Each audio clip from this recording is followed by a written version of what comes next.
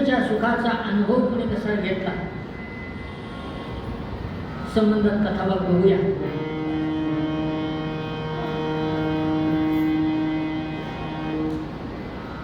पंढरपूर क्षेत्र आणि या पंढरपूर क्षेत्रामध्ये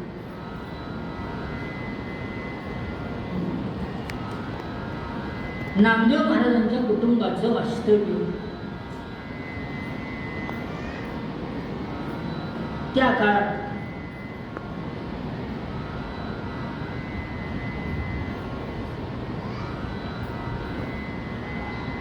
अन्न वस्त्र निवारा या महत्वाच्या गरजा होत्या. तेव्हा नामदेवांचे वडील दामाशेट्टी, आई गोनाई आणि नामदेव पंढरपूरच्या जवळ असणारं नरसी बामणी नावाचं गाव, तिथून पंढरपुरामध्ये चरितार्थ उदरनिर्वाह करता आले आणि पांडुरंगाच्या भक्तीत रममाण म्हणून त्या पंढरीतच वास्तव्य त्यांनी सुरू केलं. पिढीजात शिंपी दामाशेट्टी. पण त्या काळात काही आजच्या एवढे टेलरला चांगले दिवस नव्हते. त्या काळात आता टेलरकडे मीटिंग असतं आठवड्यावर किमान. पण त्या काळात कधी काळी शिवली एखादी तर बंडी नाही तर सदरा, धोतर कॉमन होत. त्याच्यापेक्षा कमी म्हणजे पंचा धोतरासारखा. माणसाच्या वस्त्राच्या बाबतीतल्या गरजा मर्यादित होत्या आणि मग जे त्या शिलाई कामामधून मिळायचं ते कुटुंबाला पुरेना. म्हणून नामदेवांची माता गोणाई आपल्या नवऱ्याला हातभार लावावा याकरता गोधड्या शिवायचं काम करायचे. गोधडी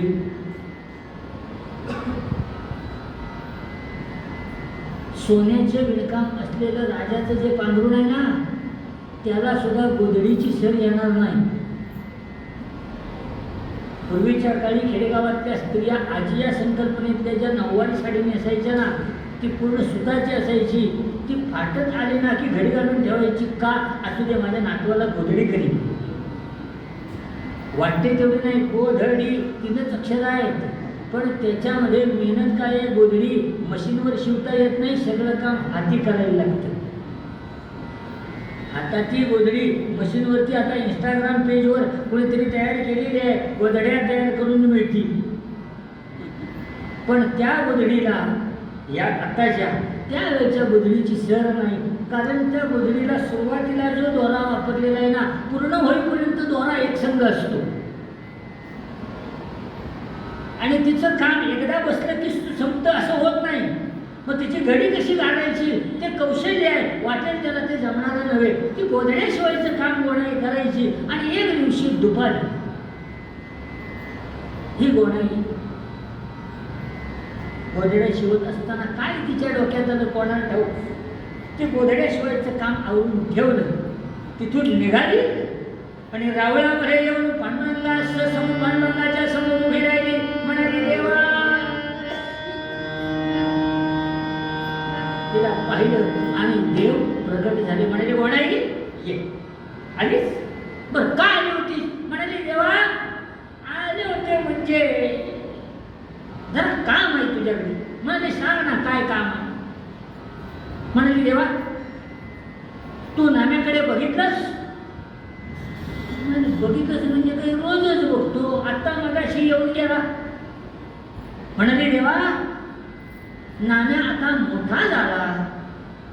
काय गोणाई सांगते नाम्या मोठा झाला?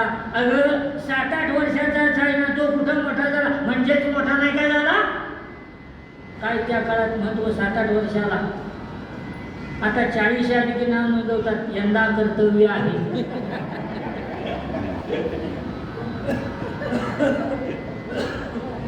त्या काळात 7-8 वर्षाने तेव्हा म्हणाले, नाम्या मोठा झाला, मी विचार काय करायला हवा. म्हणाली, देवा तू नाही विचार करायचा तर कुणी करायचा? अगं पण म्हणाले, कसला विचार करू ते तर सांगशील का नाही? सांगू म्हणाली, कसला विचार तू?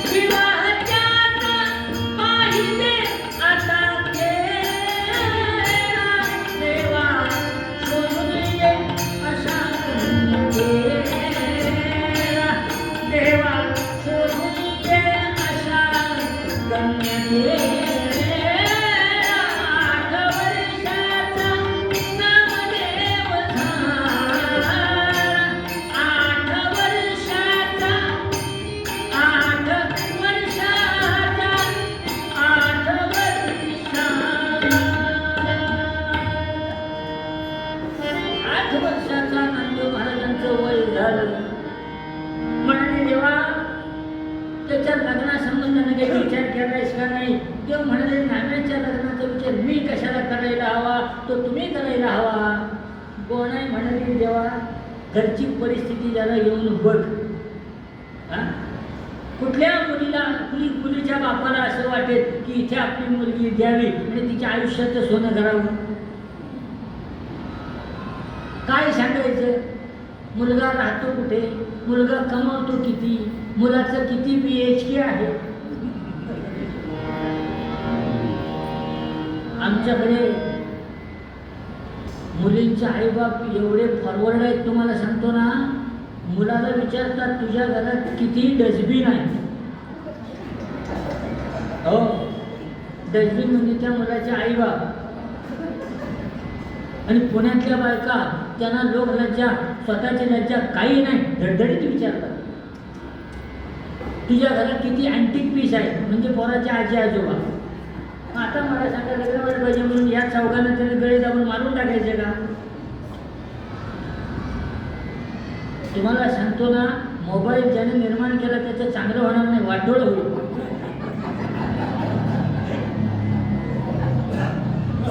कारण आजच्या काळात जे घटस्फोट होतात ना त्यातलं 95% कारण मोबाईल आहे.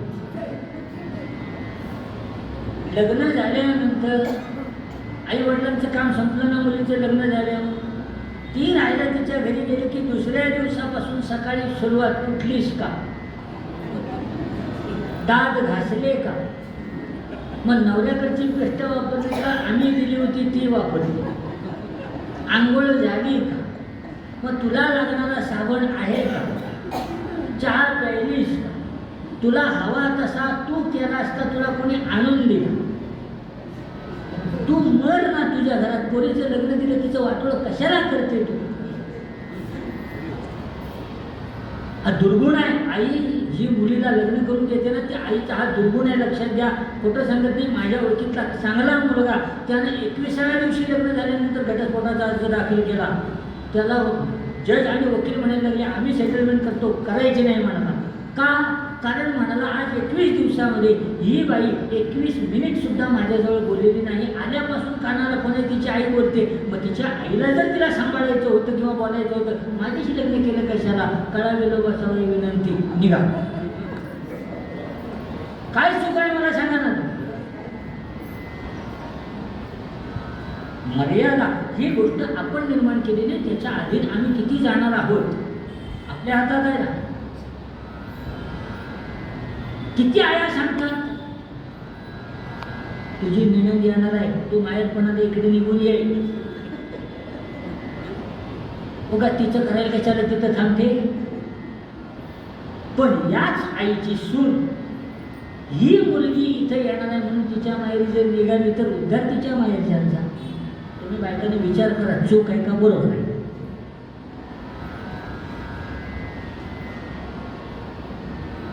फार बिकट परिस्थिती आहे, लक्षात घ्या.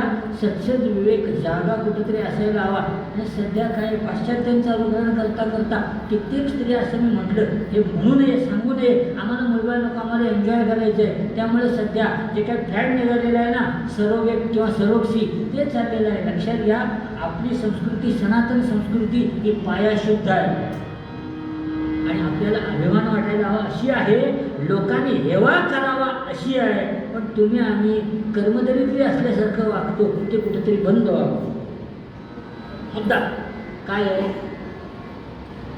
30 वर्ष 32 वर्ष 35 वर्ष अशी मुलं मी बघितली, त्यांची लग्न होत नाहीत मुलींच्या साठळपणामुळे. आमच्यावर महाराजांची कृपा झाली, योग्य वेळेला झाली. ना माझ्या आईवडिलांना कष्ट पडले, ना माझ्या बायकोकडच्या लोकांना कष्ट पडले की मुलगा मिळायचा कसा.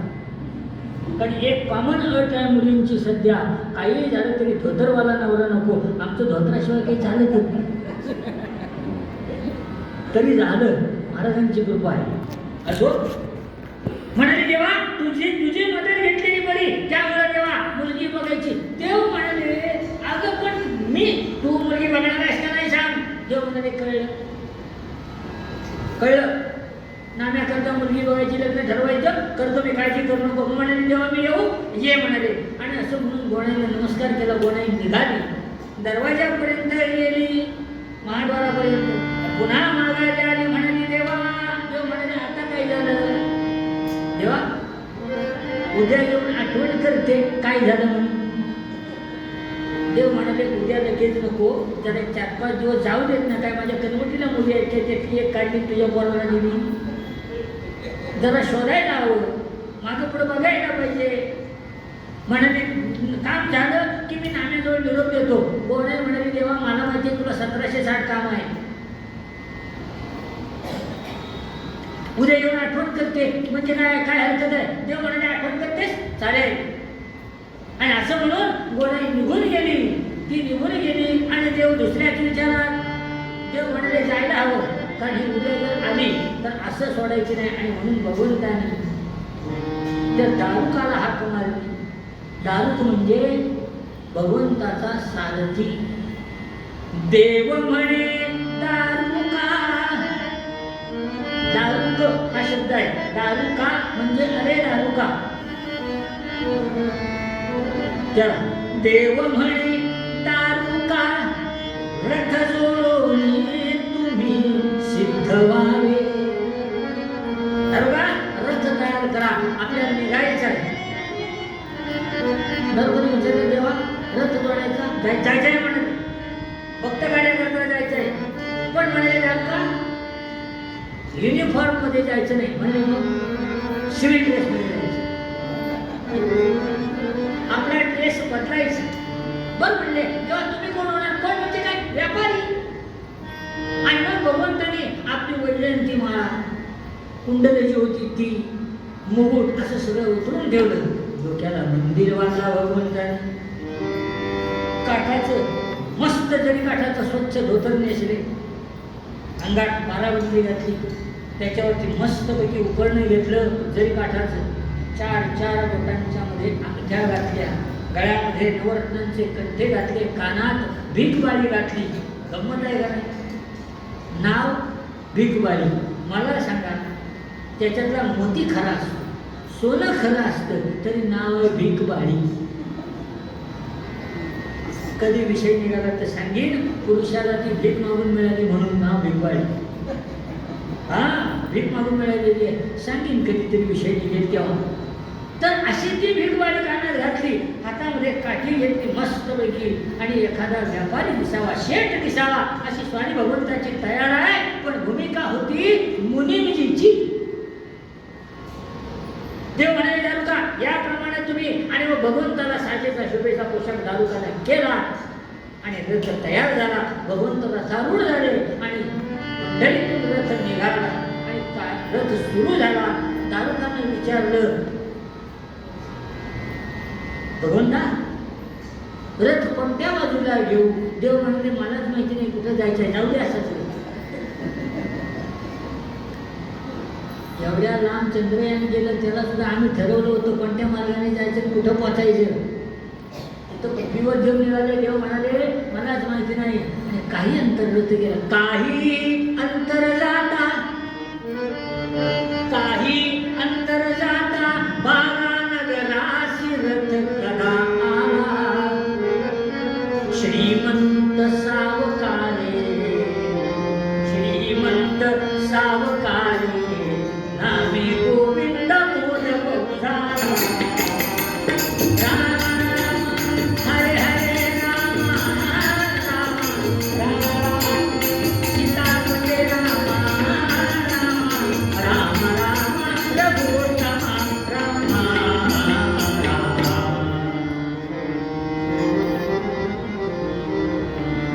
काही अंतर रथ गेला आणि देव म्हणले दारुका भागानगरला रथ घ्या. म्हणाले भागानगर गोविंद शेठ सावकारांच्या वाड्यावर रथ घ्या. म्हणाले तेव्हा तिथेच जायचे आपल्याला. भागानगर हे असं गाव होतं की त्या गावात एक बडे सावकार गोविंद शेठ नावाचे. बडे म्हणजे किती? ज्यांच्या हजारो ठिकाणी पेढ्या आहेत, ज्यांच्याकडे हजारो करून काम करतात, ज्यांचे हजारो एकर मळे आहेत, असे गर्भ श्रीमंत पण अहंकार पैशाचा. आणि म्हणून मुद्दाम देव तिथं आले. माझ्यासारखा मीच. काही जण असतात का नाही माझ्यासारखा मीच. आणि म्हणून देव तिथं आलेले. दरवाजात तो 4 घोड्यांचा रथ येऊन उभा राहिला. त्या रथाचा आवाज ऐकला आणि गोविंदशेठ सावकारांचा मुनीम आला दरवाजा. त्याने नमस्कार केला, भगवंताकडे बघितलं आणि भगवंताचं रूप बघून तो आधीच गार झालेला. काय रूप आहे, काय तेज आहे. देवाने रथातूनच विचारलं, गोविंदशेठ सावकारांचा वाडा हाच ना? तो म्हणे, मी म्हणा महाराज हाच वाडा, हाच वाडा आहे. म्हणजे देवाला माहिती नाही अशातला भाग नाही, पण नाटकच करायचं ते नीट व्हायला नको. तुमच्या आमच्यासारखं नाटक आहे, 6 महिने डोळे फोडून तालमा केलेले असतात, तरी ऐक नाटकात माती खातो शिवाजी कंसात तलवार उपसून. मागं प्रॉम्प्टर असतो का नाही, तो धडा वाचल्यासारखं प्रॉम्प्टिंग करत असतो. शिवाजी कंसात तलवार उपसून म्हणजे शिवाजीचं वाक्य आहे, तलवार उपसून ते म्हणायचं आहे. वाक्य त्यानं सांगितलेलंच नाही, तो शिवाजी कंसात तलवार उपसून शिवाजी म्हणून मोकळा होतो स्वतः, शिवाजी कंसात तलवार उपसून. हे आपल्याकडचं नाटक आहे. भगवंताचं नाटक कुठलीही प्रॅक्टिस नाही, काय नाही, पहिल्या प्रयोगात यशस्वी. तो मुनीमजी म्हणाला, महाराज गोविंदशेठ सावकारांचं घर हेच आहे, या या या या या. बडं गिराईक आलं, तो हाताच्या नोकराला म्हणतो, बडं गिराईक आलं, चला सावकारांना वर्दी द्या. गादी मांडलेली, त्याला लोटक्या ठेवलेले, त्यानं आणून भगवंताला त्याच्यावर बसवलं. नोकराला फोन केली, त्यानं फलाहार गुळ पाणी आणून दिलं. आजही खेडेगावात ही संस्कृती जिवंत आहे, गुळ आणि पाणी दिलं जातं. आणि ते आणून ठेवलं आणि तो म्हणाला, सावकार. आतमध्ये पूजा करत बसलेले होते सावकार. तेव्हा म्हणा, सावकार आवरा आवरा आवरा, चला बडं गिराईक आलं, बडं गिराईक, चला पटकन बडं गिराईक. बडं गिराईक, बडं गिराईक, काय भाग गेला आहे म्हणून गोविंदशेठ सावकारांची बायको दरवाजाच्या आडून बघते. बघितलं, काय रूप, काय ते, लक्ष ठेवायला पाहिजे. सावकार म्हणाले, मुनीमजी बसण्याची व्यवस्था करा, अर्धी पूजा राहिली, अर्धी करतो मी, अर्धी आटपली की येतो. सावकार, राहिलेली अर्धी पूजा उद्या करता येईल, आवरा पटकन, चला बडं गिराईक आलेला आहे.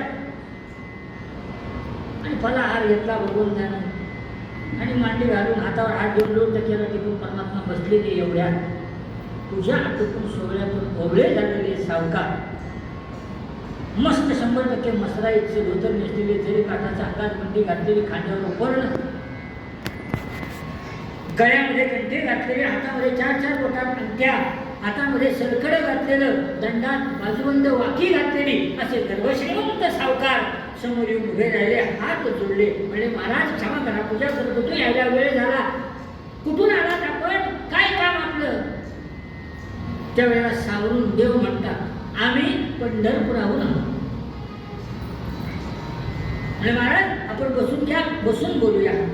बाजूला सावकार बसले आणि विचारलं सावकाराने, महाराज का आला होतात आपण? म्हणाले, आम्ही आलो म्हणजे आम्हाला असं कळलं आपल्याला एक मुलगी आहे. गोविंदशेठ सावकार म्हणले, मुलगी आहे मला, राजाई, तिचं नाव 6-7 वर्षाची आहे. आम्हाला म्हणाले, कळलं म्हणूनच आम्ही आलो. तुमच्या मुलीला लग्नाकरता मागणी घालायला आम्ही आलो. आमच्या मालकाचा मुलगा लग्नाचा आहे. सावकार म्हणाले, काय? आमच्या मालकाचा मुलगा लग्नाचा आहे. म्हणाले, मला वाटलं तुम्हीच मालक छो. म्हणाले, मी मुनीमजी साधा. सावकार विचार करायला लागले, मुनीमजीचाच फाट फाटतो, मालकाचा किती? त्रैराशिक नंतर मांडू आपण. गाल झाला मुनीमजी. सावकार ऐकून गाल. म्हणले, खाओ तुमचे मालक? म्हणे, माझे मालक नामाशिकी राहतात पंढरपूर. मालकाच्या बायकोचं नाव म्हणजे मुलाच्या आईचं नाव म्हटले गोणाई. बरं, मालकाच्या मुलाचं नाव नामदेव. आणि म्हटले, तुमचं नाव? मी विठ्ठल शेठ. सावकार, मुलगी दाखवायला आणताय ना? हे बोलणं चाललेलं त्या गोविंदशेठ सावकारांच्या बायकोनं दाराआडून ऐकलं. गेली आज एका नोकराला पाठवलं, मागच्या दरवाजाने खेळायला गेलेलं राजाईला धरून आणलं, नवीन कपडे घातले तिला, ताट दागिन्यानं पावडर कुंकू काजळ लावून तयार. आताच्या पोरांना काजळ घालू नका डॉक्टर सांगतात.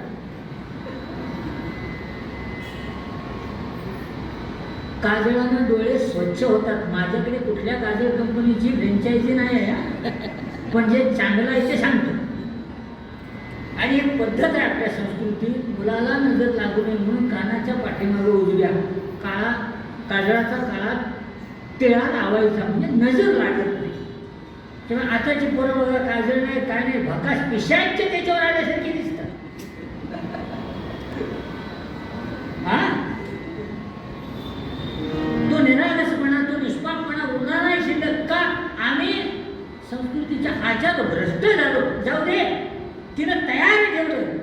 आणि देव म्हणतात सावकार मुलगी दाखवायला आणताना, आणि तो म्हणाले कुठले सावकार, आणि हा अहो ऐकलं का ते पंढरपुरावरून आपल्या मुलीला राजायला एवढ्या तिचा हात धरला, सावकारांच्या बायकोनं अनुभवी केली, म्हणजे तयार ठेवलीला घेऊन चला. सावकार म्हणाले म्हणजे आमचं बोलणं ऐकलं तुम्ही? म्हणाले इतके वर्ष तुमच्याबरोबर संसार करते, श्रीमंताचं पुढे आल्यानंतर लक्ष कुठे ठेवायचं मला चांगलं कळतं. तयार ठेवली, घेऊन जा. आणि त्या राजाईनं पोटाला धरलं आपल्या वडिलांच्या उंचे सावकारांच्या, आणि तिला हाताला घेऊन आणून उभी केली भगवंताच्या पुढ्यात. भगवंताच्या पुढ्यात उभी केली. डोळे भरून देव तिच्याकडे पाहतात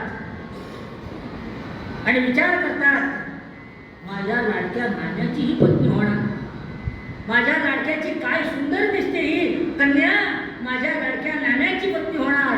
आणि ते विचार करतात. आणि भगवंताने काय केलं?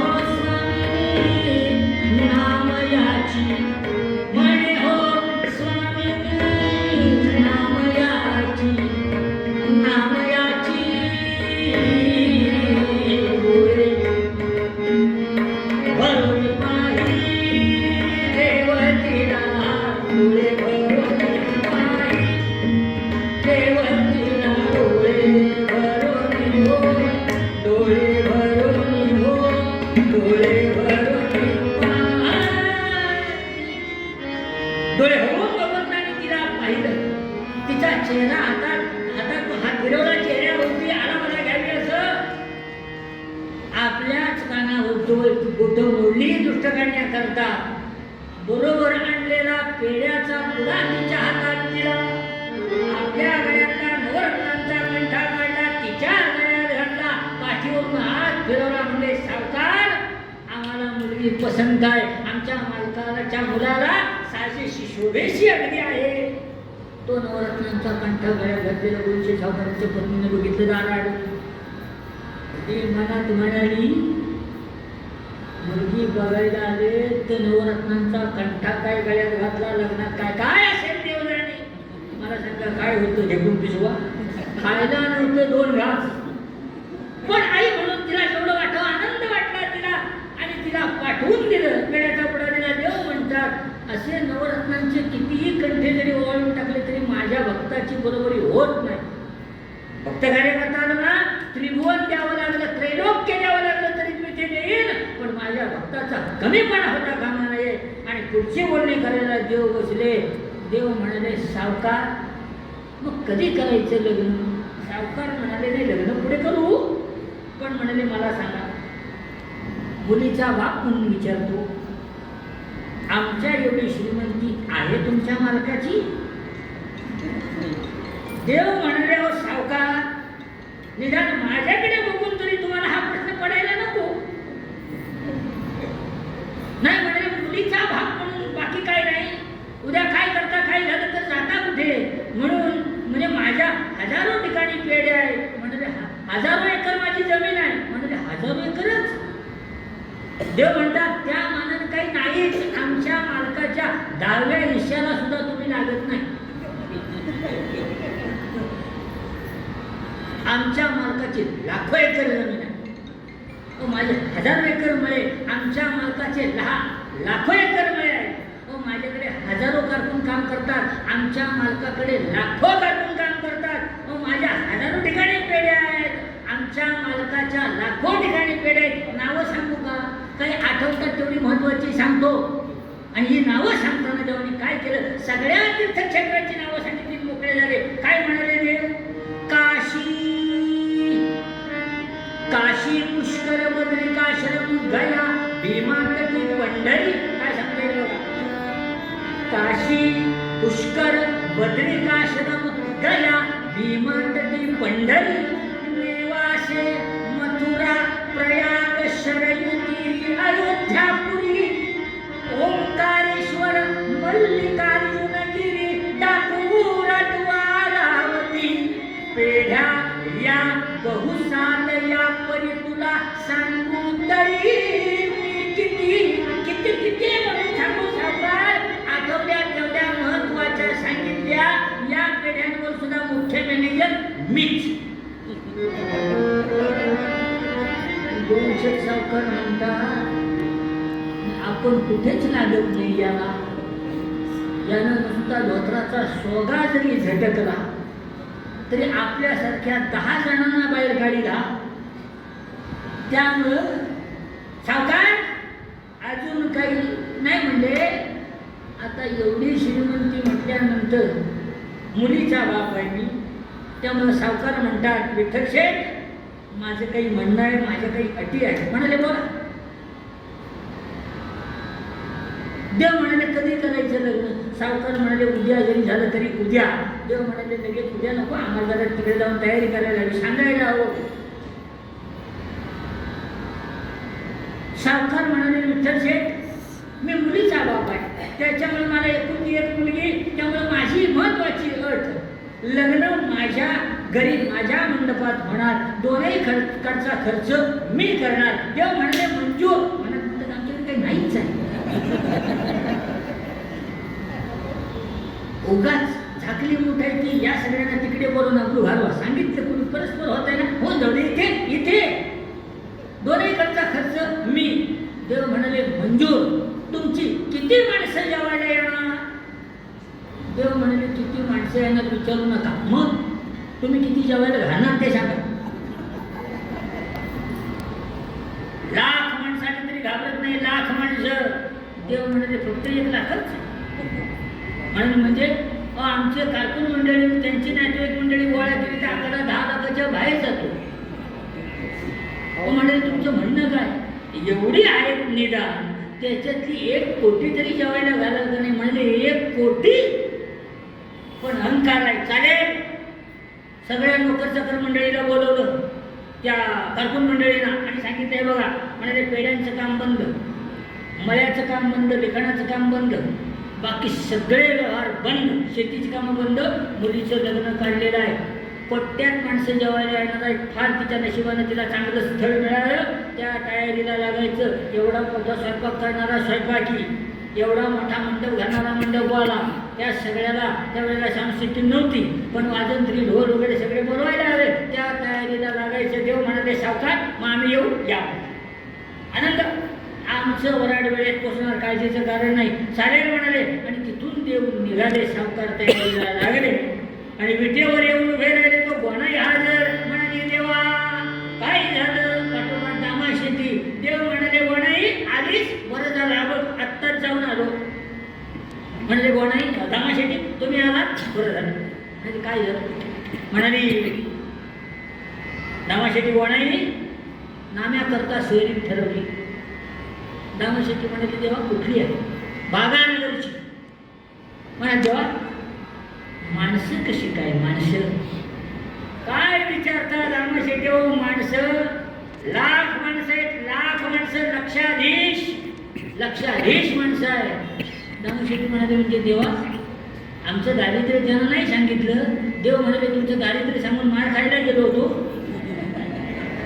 हा लग्न ठरवलेलं आहे, चला निघायचं. हो म्हणाले देवा मग हा जोडा अत्यंत उत्तम जमला. म्हणाले कसा काय उत्तम? म्हणाले जमला देवा तुम्ही ठरवलाय ना, हा महत्वाचा विषय तुम्ही ठरवलाय म्हणून उत्तम. आणि दुसरं उत्तम या करता तुम्ही म्हणतात त्याप्रमाणे देवा ते लक्षाधीश आणि आम्ही भिक्षाधीश.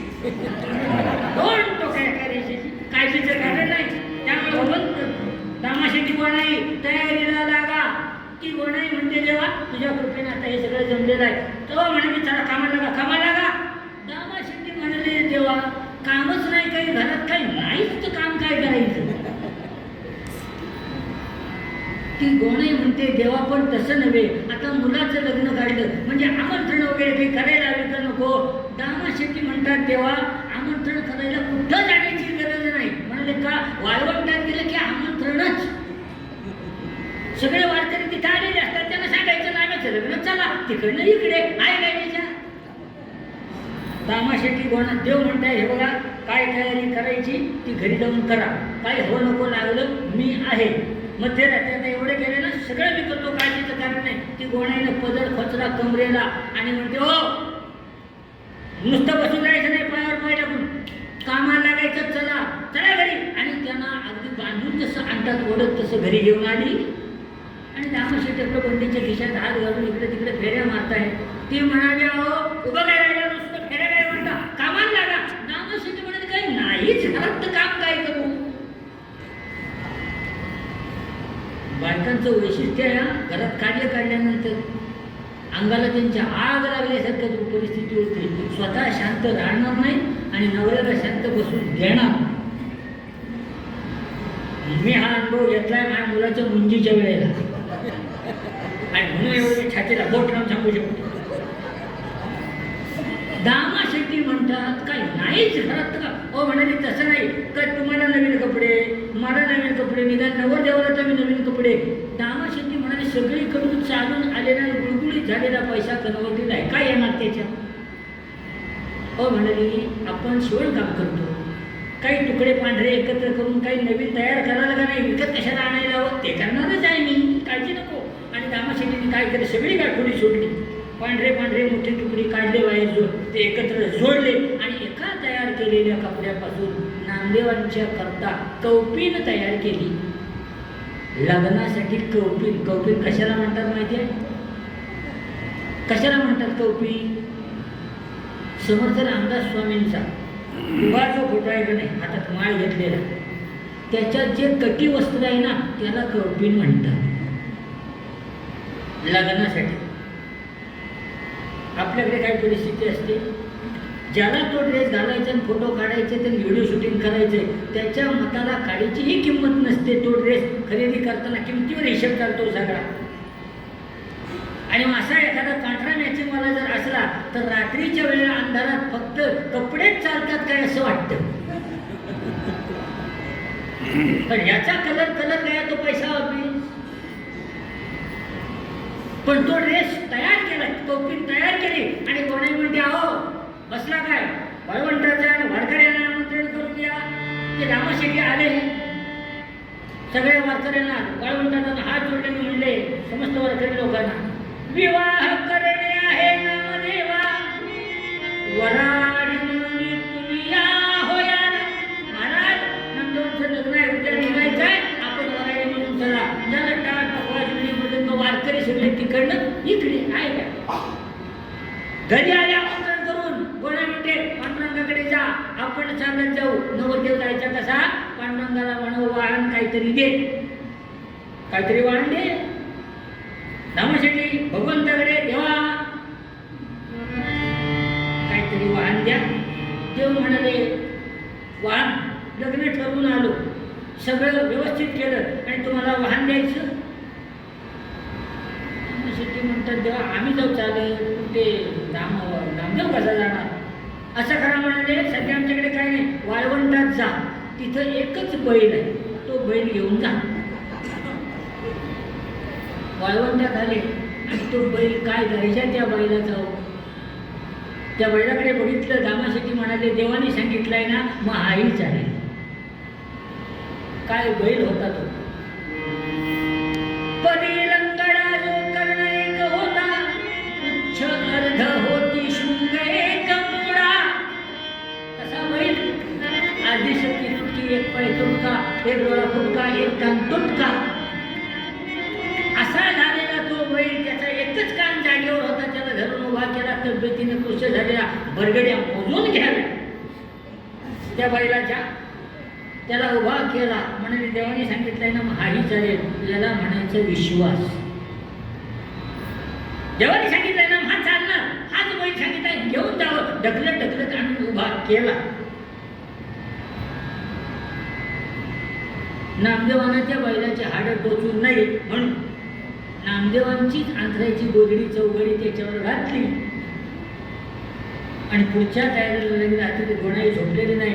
ते सगळे म्हणजे हळदीचा घाणा वगैरे वगैरे सगळे इकडे वारकरी, जय जय राम कृष्ण हरी, दुसरं काही नाही. आणि सगळी मंडळी पहाटेला उठली, नामदेवांचं हळदीचं स्नान झालं, कौपीन परिधान नामदेवांनी केली आणि नामदेव बैलावर बसले.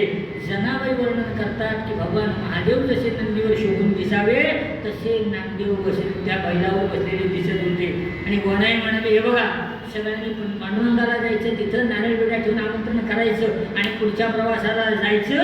आणि सगळे नामदेव गोणाई दामाशेट्टी सगळी मंडळी रावलात आणि भगवंताच्या पुढं नारळ ठेवला, विडा ठेवला. गोणाई म्हणते भगवंता माझ्या मुलाचं अधिकृत लग्नाचं आमंत्रण तुला आता करते, चल आम्ही लग्नाला निघालो. देव म्हणजे तुझ्या मुलाचं लग्न करणं एवढंच मला काम आहे, राहिलेली कामं सगळी करायची आहेत. तुम्ही पुढं म्हणाली देवा अरे व्याह्याला मी बघितलं नाही, विहिरीला बघितलं नाही, होणारी सून तिचं तोंड बघितलं नाही, उद्या तिचं काय करता जर काय प्रसंग निर्माण झाला तर मी काय करू. देव म्हणाले काळजी करू नको, मी आहे ना, टाळी वाजव, हजर आहे. आणि सगळी मंडळी निघाली. बरोबर लग्नाकरता वारकरी मंडळी निघाली. काय पोशाख होता, गुडघ्यापर्यंत असणारी ती धोतर, अंगामध्ये असणाऱ्या त्या बंड्या, कितीतरी वर्षात त्याला चंद्रभागा दाखवलेली नाही, डोक्यावरती ती पागोटी, त्याच्यात ती सगळी मंडळी. काय होतं बरोबर, टाळ पखवाज विणे मृदंग आणि कधीही टळणार नाही असं भगवंताचं नामस्मरण. लग्नाला निघाली होती पण लग्नाला जाताना सुद्धा काय गात होती, सुखाला आगी सुखाला आगी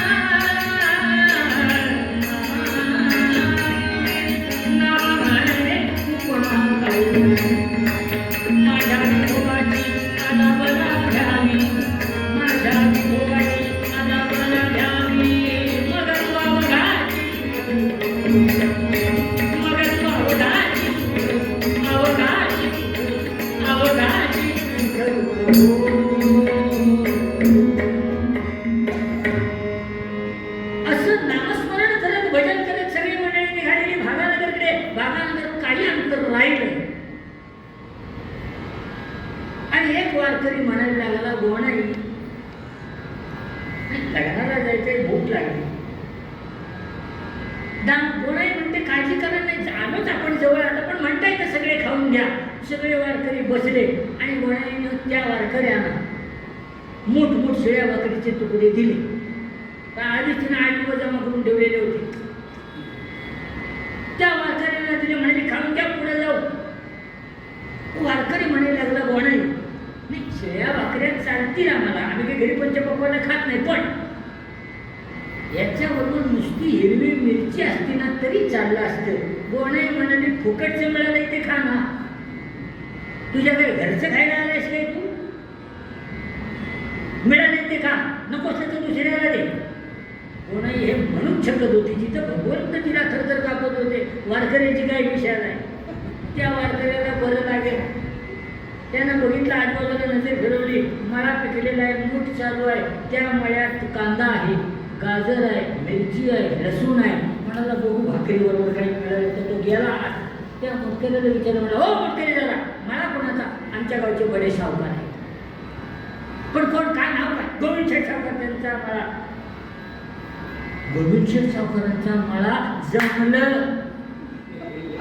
काय जमलं हे विचारायला सांगायला कुठं तो थांबला. आपल्या माणसात आला, म्हणला, नाम्या, अरे तुझ्या सासऱ्याचाच मला घुसा सगळे. घुसा म्हटल्याबरोबर काय विचारता हो, ही सगळी टोळढाची मळ्यात घुसली. कुणी गाजर, कांदा, लसूण, मिरची हिरवी सापडेल ते. तो वारकरी पुढे आला, म्हणला, खाऊ काय काय कटाळ आहे काय? म्हणलं काय करतो म्हणजे काय? तुझ्या मालकाच्या मुलीचं लग्न आहे ना? मग त्यानं नामदेवांचं बघून हाताशी धरलं आणि म्हणलं, तुझ्या मालकाच्या मुलीचं लग्न आहे ना? हा नवरदेव. त्यानं नामदेवांकडे बघितलं, नकल श्रीकांत, म्हणलं, हा नवरदेव, थांब विचारून येतो. जगातल्या सगळ्या देशांचे नकाशे कपड्यावर आणि असा तो नवरदेव. इकडे तयारी चाललेली. तो वारकरी आला मंडपात, म्हणला, सावकार, आवरा आवरा आवरा, तुमच्या मुलीचं नशीब फुटलं, बा झाली तयारी. अरे म्हणजे काय झालं काय? त्यानं सांगितलं, अशी म्हणजे सगळी भिकार मंडळी आलेली आहेत पंढरपुरातनं. काय म्हणला सांगतो, माझी बरोबरी करतात, 2-4 गडी माणसं घेऊन तर फटके मारून हाकलून दे, इथे यायला नको ते. त्यानं 2-4 गडी माणसं घेतली, इकडे निघाला. सावकार म्हणले, आता आवरावरीला काय करायचं? अवरून जाण्याचा प्रसंग आला, निर्माण झाला.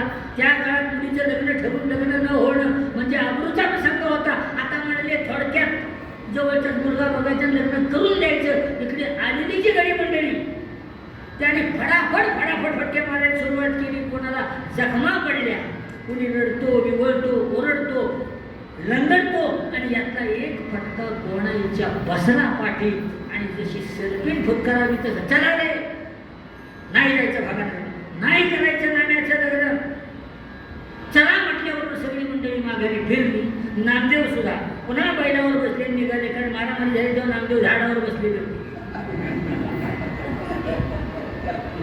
माघारी फिरली आणि म्हणते, त्या काळ्याला म्हणत होते चल, पांडुरंगाला म्हणत होते चल, काही बाका प्रसंग निर्माण होईल. मला म्हणाला, टाळी वाजव, हजर आहे. हा, अरे फटाके वाजले, ताशे वाजले पाठी, मला पंढरपुरात येऊ दे, नाही तर तुझं तेल काढून तर नावाची गोणाई नाही. भक्ताची अंतरी जाणतो श्रीहरी. देव म्हणतात विद्येवर, या आधी तर असं सोडायचं नाही, आता जायला पाहिजे. आणि म्हणून काही माहिती नसल्याप्रमाणे मुलींच्या देशात पुन्हा देव तिथं प्रगट झाले. आणि काही माहिती नसल्याप्रमाणे गोणाई, चला चला, केवढी तयारी झाली, तिकडे मुहूर्त जवळ आला. म्हणाली गोणाई, म्हणाली, देवा नाही जायचं भागाला, नाही करायचं नाम्याचं लग्न. अगं पण म्हणे काय झालं, काय झालं? पाठीचं धिरडं झालंय बघ. देव म्हणाले, काळजी करू नका, मी आलोय ना, मी सगळ्यांच्या पाठीवरून हात फिरवतो, सगळ्यांना बरं वाटेल. मग लंगडणारे, विवळणारे, जे लागलेल्या जखमा पडलेल्या सगळ्यांच्या पाठीवरून शिरेवर लावून भगवंताने हात फिरवला आणि सगळ्यांना बरं वाटलं. म्हणाली, देवा तू म्हणतोयस म्हणून जातो, पण पुन्हा जर हात गायचा प्रसंग आला तर आम्ही गप्प बसणार नाही. हा, सांगून ठेवते तुला. देव म्हणाले, मी आलोय ना, ती वेळच येणार नाही. देव म्हणतात, कसाही असला तरी माझा भक्त आहे आणि त्याला भिकारी म्हणून या कफल्लक असलेल्या कुठल्या नोकर-चाकराने मारावं आणि सावकाराला एवढा अहंकार ऐश्वर्याचा. आता ऐश्वर्य काय असतं हे दाखवायलाच पाहिजे. आणि भगवंताने काय केलं? तदा विठ्ठले माया निर्मिली, तदा विठ्ठले माया निर्मिता, तदा विठ्ठले माया निर्मिली.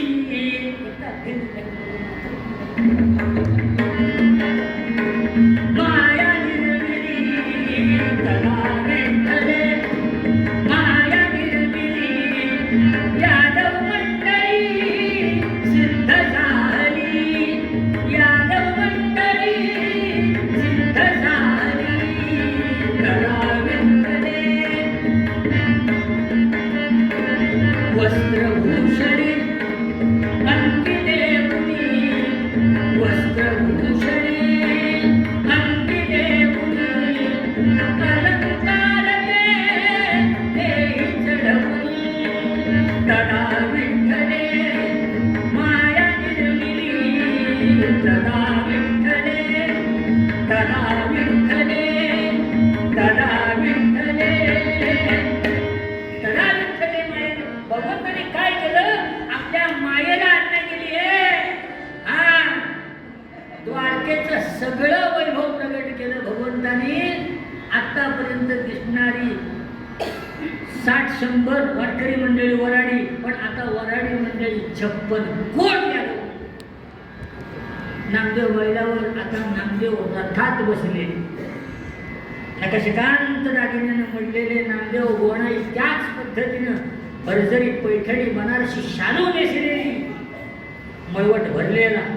आता जेवढे कपडे महागडे तेवढी बाई अभद्र लक्षणाची.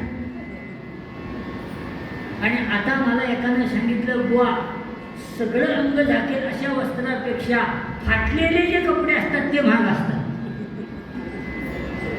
हा, मी कधी कपडे घ्यायला तसा जात नाही बायकोला घेतल्याशिवाय, कारण मला त्याचं काही कळत नाही. मी जीन्सची पॅन्ट घालतो, जब्बा घालतो. ती बघितली पॅन्ट, धोपरापासून खाली नुसते दोरे दोरे दोरे दोरे, किंमत 3000. हो, एका बाजूनं पूर्ण दोरे दोरे दोरे. म्हटलं झाकायचं का दाखवायचं? बुवा तुमच्यासाठी ते नाही, तुमच्यासाठी हे. मी कॉटन जीन्स घेतली आणि आपल्या घरी आलो. माझं काम 700 रुपयात झालं. द्वारकेचं सगळं वैभव प्रगट भगवंतांनी केलं. नामदेव रथामध्ये बसलेले. बघा गोणाई दामाशेटी त्याच पद्धतीनं भरजरी अंगर का उपरणं दाग दागिने. आणि त्या नामदेवांच्या गोणाईकडे बघितलं दामाशेटी. दामाशेटी म्हणतात, काय आज सुरेख दिसता हो अगदी, काय कळतं का नाही? मुलाच्या लग्नाला चाललो. गोणाई म्हणते, पण तुमचं पण डिझाईन बदललं वा. बघावं तिकडे सगळे 56 कोट यादव नाही, दागिन्यानं पडलेली लोक. सगळ्यात पुढे जे होते ते ताशेवाले 10,000. त्याच्या पाठीमाग पिपाणीवाले 50,000. पिप पिप पिप पिप पिप पिप एवढाच आवाज. दुसरं त्याच्या पाठीमाग 50,000 भोंगेवाले, डोक्यावर एक कुणीड असतं त्यांच्या, आणि भॉ एवढाच आवाज. 50,000 भोंगेवाले. ही सगळी मंडळी पुढं. देव म्हणाले, हे बघा गावातली सगळी माणसं वराड बघायला विश्वर येणार. तुम्ही सगळ्यांनी नगरात प्रवेश करायचा. जी जी रिकामी घरं असतील त्या त्या घरात प्रवेश करायचा आणि लग्न लागेपर्यंत बाहेर पडायचं नाही. मी आता पुढे होतो आणि या सगळ्यांना मार्गाला वाघनगरच्या गोविंदशेठ सावकारांच्या घराच्या लावलं. आणि देव तिकडून जे निघाले ते विवाह मंडपात प्रगट झाले. म्हणजे गोविंदशेठ सावकार, काय तुमच्या माणसानं आमच्या माणसाला फटके मारावे, काय कळतं का नाही? सावकार म्हणाले, पण त्याने सांगितलं ते सगळे भिकारी. तुम्ही बघितलं होतं का? तुम्ही बघितलं होतं का? पण त्याने ते लोक ते काही नाही. एवढ्यात ताशांचा, पिपाणीचा, भोंग्याचा आवाज यायला लागला. कांठाळ्या बसतील असा आवाज यायला लागला. सावकार विचारतात, हे काय आहे? काय म्हणजे? आमचं वराड आलं. हो म्हणे, पण एवढा आवाज काय वाटलं? 10,000 पैशावाले आहेत, 50,000 पिपाणीवाले आहेत, 50,000 भोंग्यावाले आहेत. सावकार म्हणाले, अहो एवढे नुसते वाजवणारे. देव म्हणाले, इकडे अर्धेच आणले. देव म्हणाले, अर्धे आणले. आणि हे मोठं गिऱ्हाईक, मोठं वराड काय आहे म्हणून बघायला आता सामोरं जायला पाहिजे ना. सामोरं जायला पाहिजे. कसं होणार? सगळी माणसं वेशीवर, झाडावर, घराच्या कौलावर, काय वराड, हे वराड, हे वराड, सगळं वराडच आलेलं आहे, खानदेश आलेलंच नाही. अर्धा आणि वराड गावात शिरलं. लोक कंटाळली, आपापल्या घरी जाऊ म्हणाले. चला घरी आली, बघतात घर आलीच हाऊसफुल. म्हणजे आम्ही वराडी. म्हणजे तुम्ही इथं का काय करता? आम्हाला आज्ञा तशीच आहे. मग तुम्ही इथं राहिल्यानंतर आम्ही कुठं जायचं? तुम्ही जा झाडावर, तर आम्ही काय करायचं? बरं, माणसं बसली ती काही साधी, चहा साखरेचे डबे खाली, फराळाचे डबे खाली. ही माणसं म्हणतात तो बसला इथं नुसतं बसा, हे संपव तरी नका, आम्हाला ऑर्डर तशीच. आणि विवाह मंडपात काय लगबग विचारता हो. सावकाराने सगळा तो जामानिमा बघितला आणि सावकार म्हणते विठ्ठल शेठ, नाही फारच जादा आम्हाला काही कळलं नाही, सांभाळून घ्या. देव म्हणाले तर सांभाळूनच घ्यायचं, तुम्हाला आहेच काय तुमच्याजवळ? सावकाराने त्या रंगीबेरंगी तांदळाच्या अक्षता आणून दिल्या भगवंताजवळ. विठ्ठल शेठ, या अक्षता, आता लग्न माझ्याकडे सगळी तयारी मी केलेली अक्षता. देव म्हणाले सावकार, तांदळाचे दाणे नका वाटू. म्हणाले म्हणजे तुम्हाला आमचे मालक म्हणजे काय वाटलं काय हो? हे तांदळाचे दाणे ठेवा बाजूला, नका वाटू. म्हणाले उधळायचे ते पायाखाली, तुम्हाला वाटलं काय आमचे मालक? मोत्याच्या अक्षता वाटणार आहे, मोत्याच्या. सावकार म्हणाले हो विठ्ठल शेठ, त्या उधळायच्या पायदळी जाणार आहेत, आमच्या मालकाची परिस्थिती आहे. आणि मग भगवंताने गोंजळीत नामदेवांच्या लग्नामध्ये मोत्याच्या अक्षता वाटल्या गोंधळीनं. आपल्याकडे तांदूळ पण देतात चिमटीनं, जेमतेम 25 ग्रॅम वजन असतं, 2-2 नाणी टाकत असतात.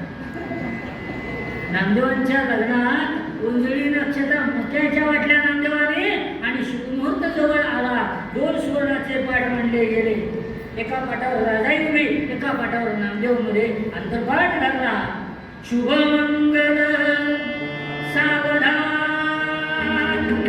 गंगा सिंधू सरस्वती यमुना गोदावरी नर्मदा कावेरी शरयू शर्वती वेदिका क्षिप्रा वेत्रवती महासुरनदी छाया तया गंडकी पूर्णा पूर्ण जलई समुद्र सरिता कुर्यात् सदा मंगलम शुभमंगल सावधान.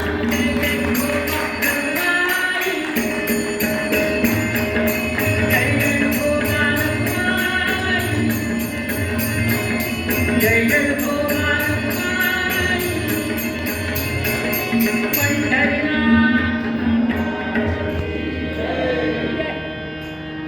असं लग्न लागलं. आणि देव काय म्हणताय तुमचे सावकार, हे बघा यांचे सगळे विवाह संस्कार जे आहेत, लक्ष्मीपूजन, राजा होम वगैरे जे संस्कार, ते सगळे होऊ देत. माणसं बरीच एका बाजूला जेवण सगळे आटोपून घ्या.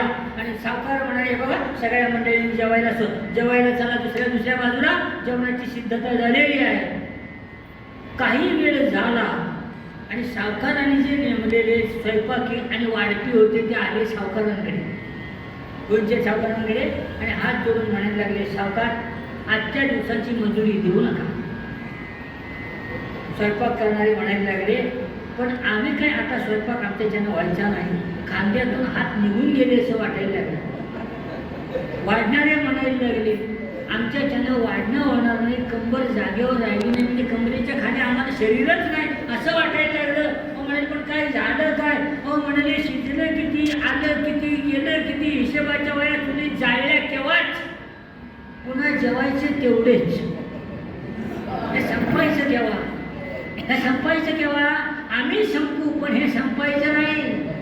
त्यामुळं सावकार कळावे लोक असावा ही विनंती. सावकार म्हणजे विठ्ठल शेठ, आम्ही किराणा सामान देतो, तुम्ही तुमचं म्हणजे सावकार, आम्ही काही तुम्हाला हलकट वाटलो काय हो? तुम्ही आम्हाला पुरे पडू शकत नाही, आम्हाला माहिती आहे. झालं गेलं सोडा. आम्ही येतानाच 2 लाख आचारी बरोबर आणलेले होते. आमची अर्धी माणसं जेवली, राहिलेली तुमची सुद्धा काही असतील तर आमच्यात पाठवा, सगळं होऊन जाईल जेवण, काय काळजीचं कारण नाही. आणि सगळी जेवण झाली आणि संध्या आणि सगळे यांचे विवाह संस्कार झाला. आणि देण्या घेण्याच्या वेळेला देव सांगतायत, हे बघा अहेर देणं आणि घेणं हा जो प्रकार आहे, याच्यात तुम्ही अहेर आम्हाला द्यायचा नाही. आमचे मालक म्हणजे तुम्हाला काय वाटलं काय? आमचे मालक म्हणजे तुम्हाला वाटलं काय? आम्ही घेण्यासाठी आलो नाही, आम्ही देण्यासाठी आलो. तुम्हाला जे हवं ते आम्ही देणार. दुरितांचे तिमिर जावो, विश्व स्वधर्म सूर्य पाहू, जो जे वांछित तो ते नाहो प्राणी जाणो. देणं भगवंताचं, हे तुम्ही काही मागा, जो जे वांछित तो ते नाहो. तुम्ही चपलाहार मागा, आम्ही दूध हार लगेच देणार. इच्छेला आहेर आम्ही देणार, जे हवं ते देणार. आणि मग त्या लग्नामध्ये नामदेव, राजाई, गोणाई, दामाशेट्टी सहित उपस्थित सगळ्यांना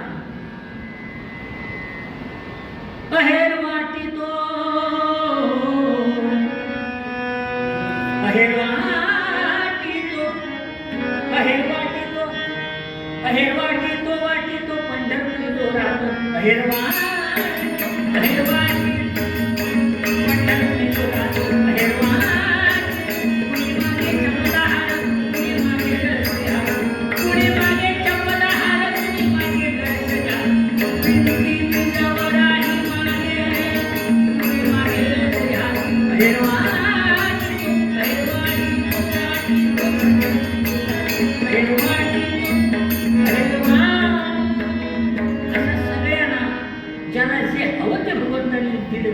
आणि निघण्याच्या वेळेला नामदेव राजाई रथात बसलेले, बाजूला देव उभे. वडील या नात्यानं वडीलचे सावकार मुलीला समजवायला आले, तिच्या डोक्यावरून हात फिरवला आणि म्हणतायत, बाळा तुझ्या सद्भाग्यानं तुला एवढा ऐश्वर्य संपन्न पती मिळाला.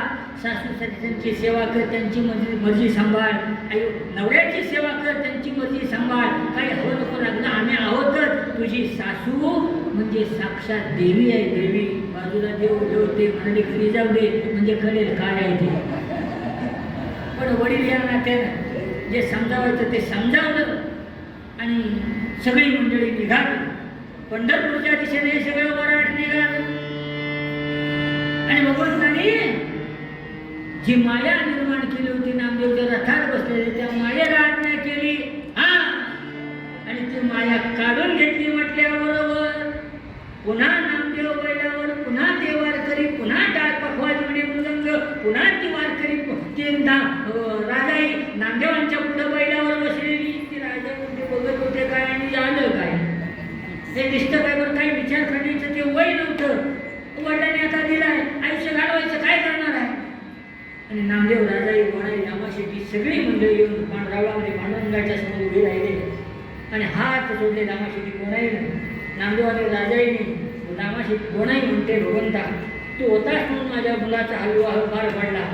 आणि काय मिळायचं असतं आयुष्यात? नामदेव महाराज म्हणाले, हे बघ तुम्ही माझे आहात आणि जोपर्यंत तुम्ही माझे आहात तोपर्यंत मी तुमचा आहे.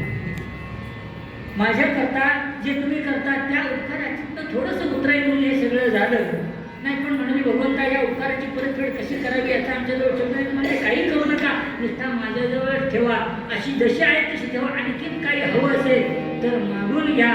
नामदेव महाराज म्हणाले, भगवंता काय लागतं? रामचंद्र म्हणाले, काय लागतं?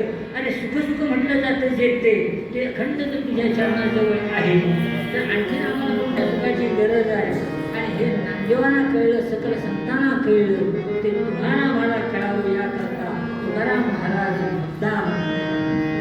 बोट दाखवून आम्हाला सुखाची नाका दाखवतात. ही भगवंताची कृपा, हेच आयुष्यामध्ये अत्यंतिक सुख आहे. आणि ते मिळवायचं असेल तर भगवंताच्या चरणाजवळच आश्रय करायला हवा. आणि म्हणून काय मागितलं भगवंताचं?